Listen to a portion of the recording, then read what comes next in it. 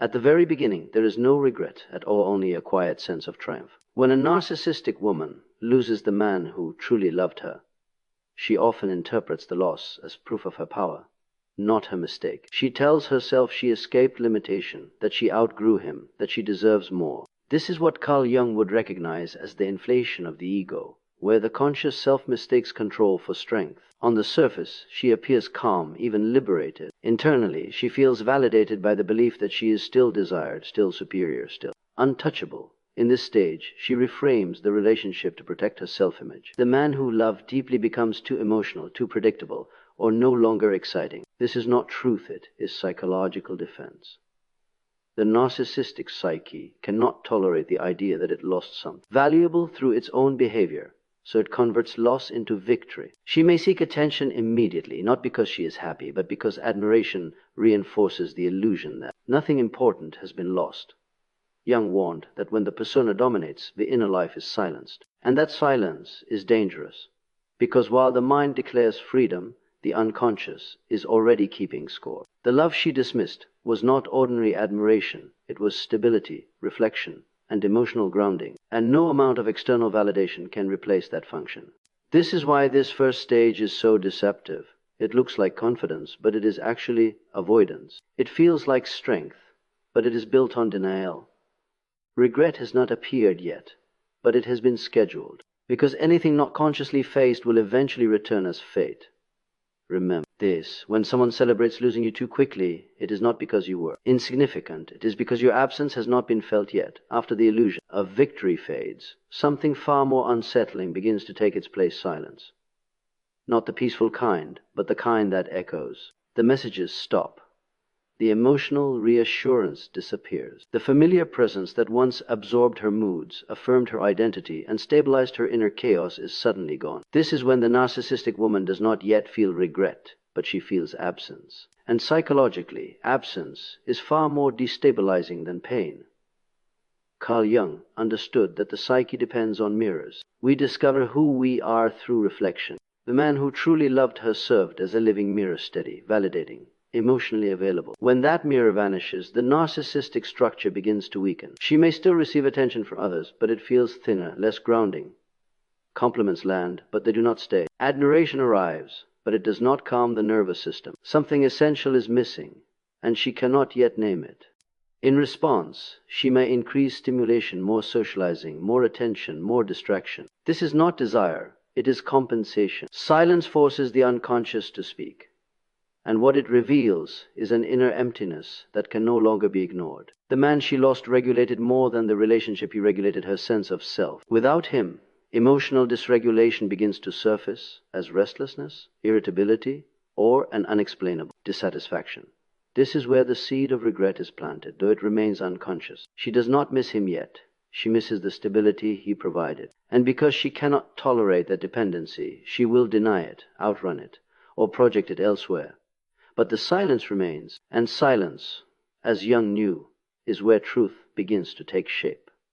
Reflect on this carefully. If your absence creates silence rather than relief, it means you were never replaceable, you were essential. As time passes, distraction loses its effectiveness, and comparison quietly takes its place. This is the stage where something subtle but irreversible begins to happen. New attention arrives, new faces appear, new conversations unfold, but none of them quite land the same way. Without consciously intending to, she starts measuring others against the man she lost. Not romantically at first, but psychologically. How they listen, how they respond, how they hold emotional space. And in these small, cumulative moments, a quiet tension begins to form. Carl Jung described this inner conflict as cognitive dissonance between the ego's narrative and the unconscious truth. The ego insists, I made the right choice, I am better off. But the unconscious asks a more dangerous question, then why does nothing feel better? This gap between belief and experience creates discomfort. And because the narcissistic psyche is built on certainty, not reflection, that discomfort becomes deeply threatening.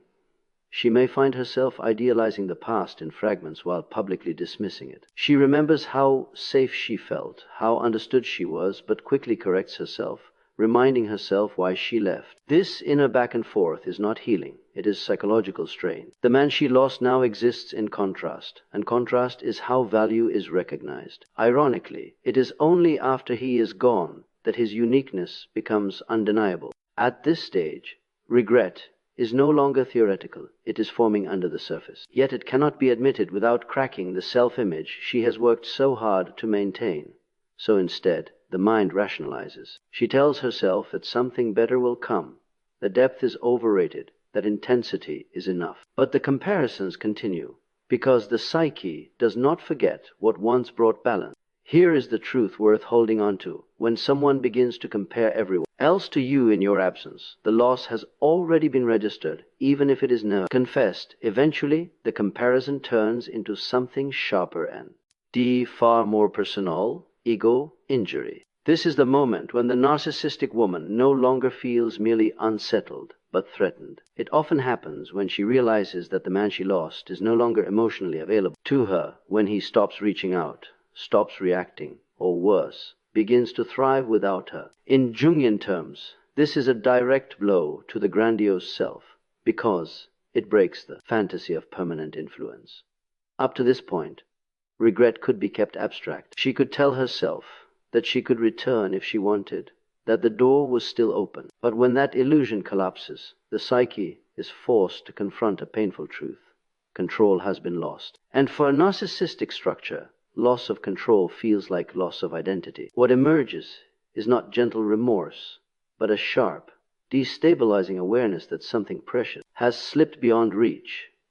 This is where regret becomes emotionally charged, not because of love in its mature form, but because the ego recognizes it miscalculated. The man who once offered patience, understanding, and emotional safety is no longer accessible, and his absence now carries consequence. Jung spoke of this as the moment when the shadow presses forward, demanding acknowledgement. The very qualities she dismissed, consistency, depth, loyalty, now appear as rare and irreplaceable. Yet instead of integrating this realization, she may oscillate between longing and resentment. She may feel pulled to reassert influence, to test whether she still matters.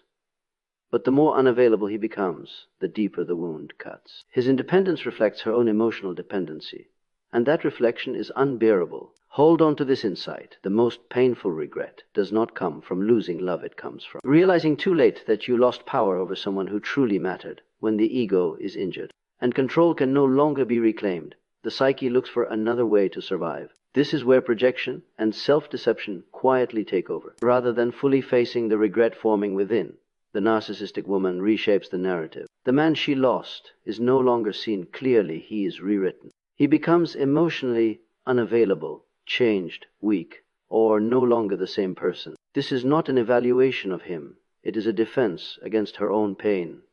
Carl Jung described projection as the psyche's refusal to accept what belongs to the self. The qualities she cannot tolerate within: dependency, loss, vulnerability, misjudgment are pushed outward and assigned to him. By doing this, she preserves the illusion of inner coherence. If he is the problem, then she does not have to confront her role in the collapse. But psychological truth does not disappear when it is denied, it merely goes underground. At this stage, regret exists, but it is distorted. It does not appear as accountability or remorse. It appears as bitterness, sudden indifference, or even contempt.